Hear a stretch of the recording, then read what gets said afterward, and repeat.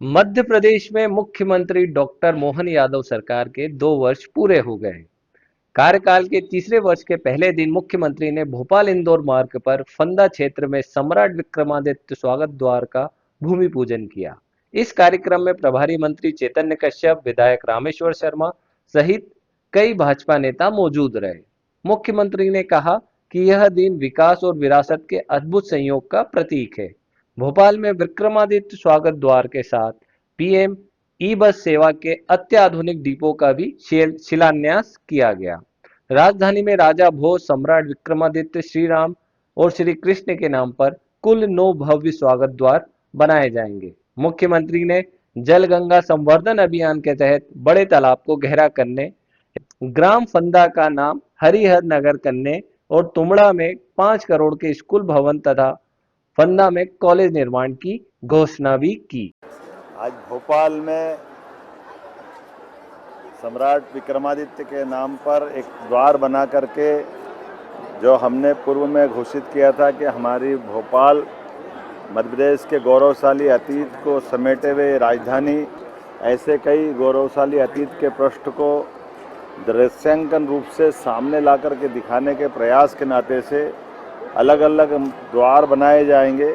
सुशासन के लिए विक्रमादित्य के नाम पर एक नया द्वार बनाने की आज यहाँ भूमि पूजन की कार्रवाई हुई है। हमारी भोपाल की राजधानी के साथ ऐसे सारे गौरवशाली पृष्ठों के आधार पर प्रत्येक मार्ग के साथ ऐसे महापुरुषों के नाम पर वो इतिहास को जीवंत करने का प्रयास हमारी सरकार के द्वारा किया जा रहा है, जिसके कारण से मध्य प्रदेश और देश और दुनिया गौरवान्वित होती रही है।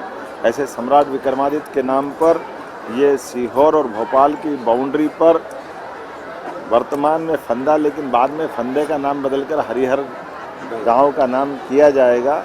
ऐसे स्थान पर आज ये भूमि पूजन की कार्रवाई पूरी हुई।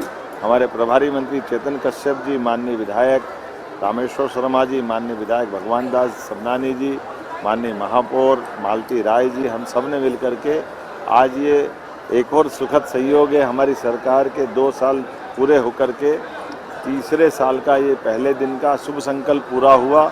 जो शासन की विक्रमादित्य के काल की सुशासन की वर्तमान के दौर में यशस्वी प्रधानमंत्री के नेतृत्व में, जब लोकतंत्र के अंदर सारे अलग अलग नवाचारों के साथ नई व्यवस्थाओं के बलबूते पर गरीब कल्याण वर्ग के लिए, महिला, किसान, युवा, गरीब सबके जीवन की बेहतरी के लिए सुशासन के मार्ग चलने का माननीय प्रधानमंत्री जी के माध्यम से आशीर्वाद मिल रहा है। हम अपने गौरवशाली अतीत को भी विरासत से विकास की ओर के संकल्प के बलबूते पर आगे बढ़ने का निर्णय कर रहे हैं। मुझे इस बात की प्रसन्नता है, जब हमारे 2 साल पूरे हो रहे हैं, ऐसे में बहुत सारी उपलब्धियां लिया हुआ हमारा ये टाइम बीते सरकार का 2 साल का निकला है।